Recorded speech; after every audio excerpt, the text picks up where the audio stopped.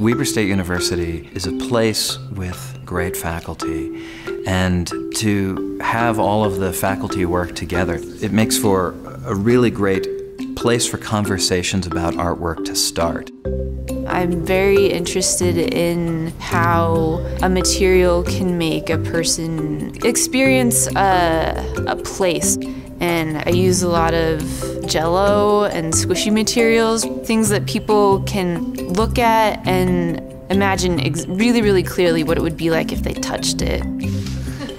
I make work that looks at the way people use and approach technologies. This is the drawings of the Antares rocket explosion from about 1.5 years ago. That kind of moment of disconnect between our kind of aspirations and the real world.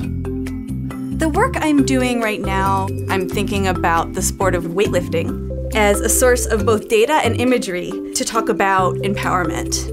I have been competing with the Weber State University weightlifting team.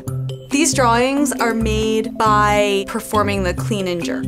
So if you imagine like the weightlifters in the Olympics, it's that kind of movement. Plates and weights might read as masculine or a little aggressive, but I'm working to render those ideas in materials that have a little give.